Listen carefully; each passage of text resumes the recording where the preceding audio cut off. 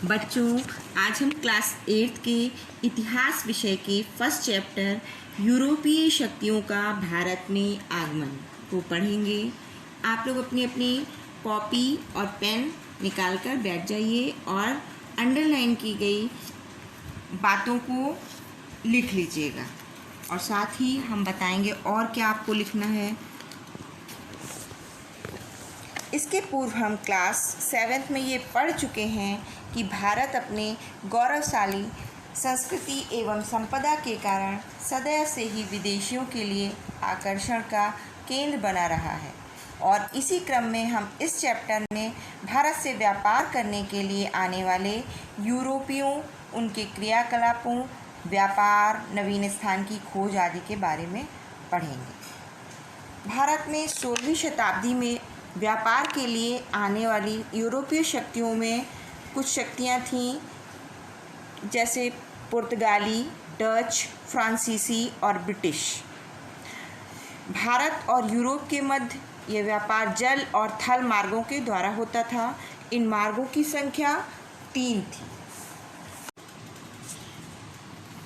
इन 3 मार्गों में पहला मार्ग फारस की खाड़ी से होता हुआ समुद्री मार्ग था। इस मार्ग से इराक, तुर्की, वेनिस और जिनेवा से व्यापार होता था।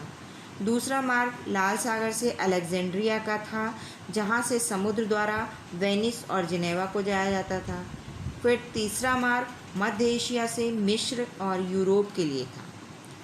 भारत से रेशम, मलमल, नील, चावल, बारूद, मसाले, सूती कपड़े, नारियल, चीनी, हीरा आदि का व्यापार होता था। यूरोप में भारत की वस्तुओं के वितरण के लिए वेनिस और जिनेवा प्रमुख व्यापारिक केंद्र थे।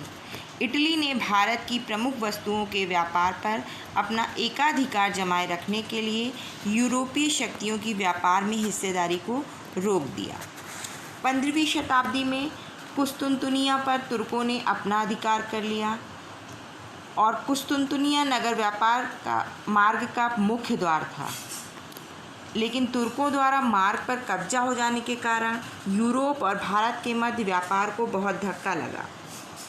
इसलिए यूरोप वासियों ने व्यापार के लिए नए समुद्री मार्ग की खोज करना आरंभ कर दिया और जहाँ भी उन्हें मार्ग खोजने की संभावनाएं नज़र आईं, वहाँ पर उन्होंने कुछ नाविकों को तैयार किया।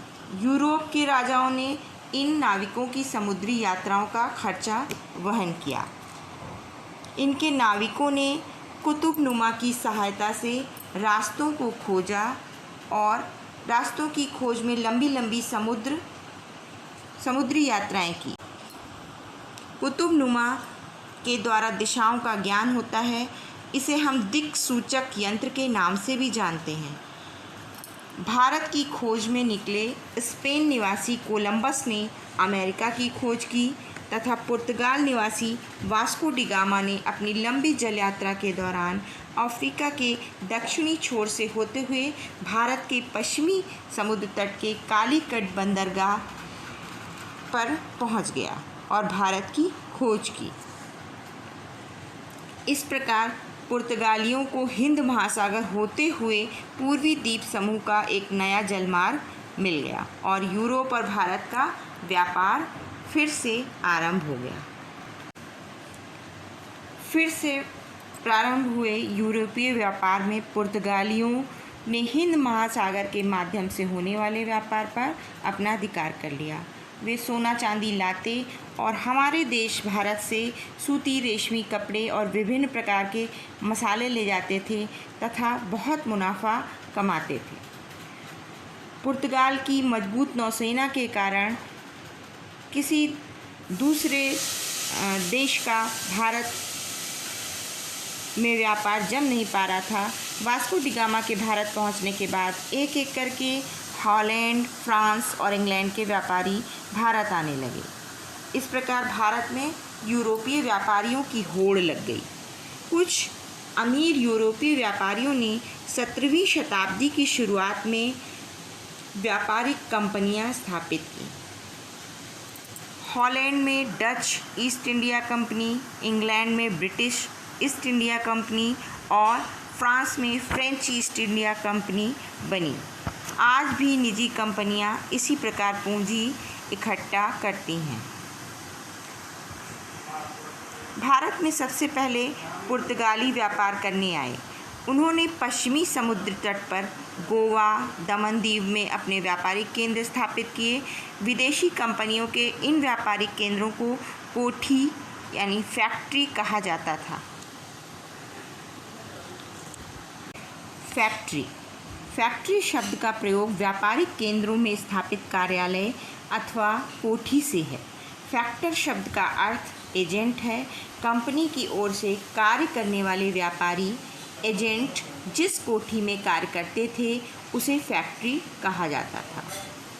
वास्को डी गामा के भारत पहुंचने के बाद एक एक करके हॉलैंड, इंग्लैंड, फ्रांस के व्यापारी जल के रास्ते से भारत आने लगे। इस समय तक हिंदुस्तान के तो किसी भी शासक ने नौसेना यानी कि जल सेना तैयार करने की बात सोची तक नहीं थी।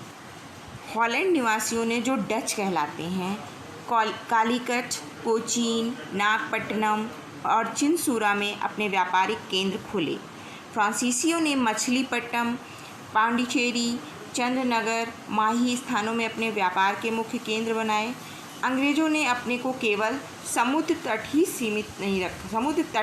सीमित नहीं रखा, बल्कि सूरत, कैम्बे, अहमदाबाद, आगरा, भड़ौच, पटना, कासिम बाजार आदि स्थानों पर भी अपने व्यापारिक केंद्र बनाए।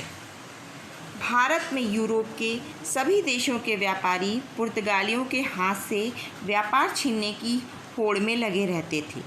उनकी कोशिश रहती थी कि वे भारत में कम से कम कीमत देकर सामान खरीद सकें और इन सामानों को यूरोप में ले जाकर अधिक दाम में बेचकर खूब सारा मुनाफा कमा सकें। समय के साथ पुर्तगाली नौसेना और किलों की ताकत अंग्रेज, डच और फ्रांसीसियों से कई मुकाबलों के कारण कमज़ोर पड़ती चली गई और कुछ समय तक किसी एक का भारत के व्यापार पर अधिकार नहीं जम सका। इन विदेशी कंपनियों ने व्यापार में लाभ के लिए साम, दाम, दंड व भेद सभी तरीके अपनाए। उन्होंने बादशाहों व राजाओं के पास अपने अपने प्रतिनिधि या दूत भेजे ताकि भारत में खुलकर व्यापार करने की इजाज़त उन्हें मिल जाए। अनुमति प्राप्त करने के लिए वे बादशाहों की, राजाओं की खुशामद भी किया करते थे, जिससे खुश होकर राजा उन्हें अधिकार पत्र या फरमान जारी कर दिया करते थे और व्यापारियों और दूतों को कुछ करों में न देने की छूट भी दे दिया करते थे और इसके बदले में वे बादशाहों और राजाओं को विदेश से लाई हुई नवीन वस्तुएं भेंट किया करते थे। मुग़ल बादशाह जहांगीर के दरबार में कैप्टन हॉकिंस 1608 ईस्वी में आने वाला प्रथम अंग्रेज राजदूत था। इसके बाद सर थॉमस रॉ जो 1615 ईस्वी में जहांगीर के दरबार में आया और उसने जब मुग़ल बादशाह जहांगीर के दरबार की शानो शौकत देखी तो वो उससे बहुत ही प्रभावित हुआ और उसने सम्राट को अंग्रेज़ी दस्ताने भेंट की और इंग्लैंड में इस्तेमाल की जाने वाली बग्घी दी, जिससे कि जहांगीर अत्यंत प्रसन्न हो गया।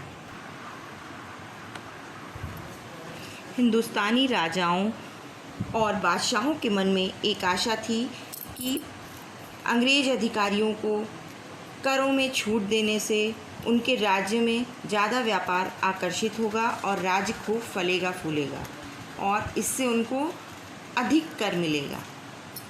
हिंदुस्तान के राजाओं के मन में यूरोपीय व्यापारियों की तरफ से मिलने वाली धमकी का भी असर था। अंग्रेज, फ्रांसीसी और डच कहते थे कि व्यापार में छूट दोगे तभी हम हिंदुस्तानी जहाज़ों की सुरक्षा की गारंटी देंगे, नहीं तो मौका मिलने पर उन्हें लूटा व डुबवाया जाएगा।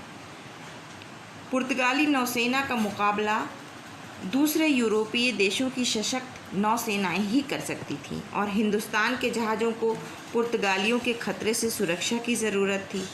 इन नीतियों व स्थितियों का फ़ायदा उठाकर यूरोप के व्यापारियों ने हिंदुस्तान में व्यापार से खूब लाभ कमाया। उन्हें कई टैक्स न देने की छूट मिली। ज़मीन खरीद कर उन्होंने अपने गोदाम, घर, बंदरगाह और अपने अपने किले भी बनाए। इस प्रकार भारत में यूरोपीय शक्तियों का आगमन हुआ। इसके अलावा हम ये भी जानेंगे कि यूरोपियों द्वारा भारतीय मसालों का प्रयोग स्वाद के लिए ही नहीं बल्कि मांस को सड़ने से बचाने के लिए भी किया जाता था, जिससे मांस कई महीनों तक सुरक्षित रह सके। पुर्तगाल, इंग्लैंड, फ्रांस, हॉलैंड आदि यूरोपीय देश भारत से क्षेत्रफल, जनसंख्या, संसाधन आदि के तुलना में बहुत कम है और हजारों किलोमीटर की दूरी पर है। इसके बावजूद भी भारत इनसे हारा।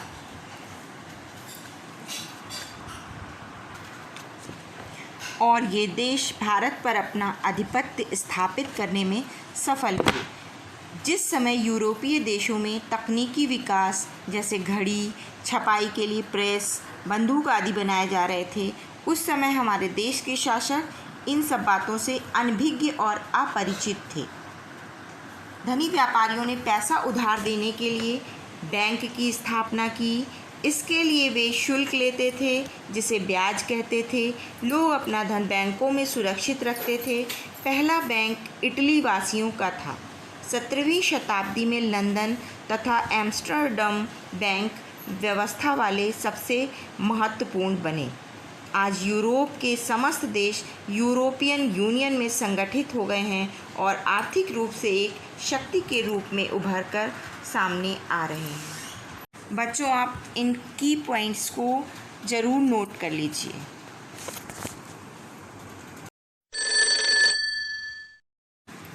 बच्चों, पढ़ाए गए इस पाठ से संबंधित कुछ प्रश्न मैं आपको दे रही हूँ। इन प्रश्नों के उत्तर आप कॉपी में लिख लीजिएगा और अगले वीडियो में हम आपको इन प्रश्नों के उत्तर के साथ मिलेंगे।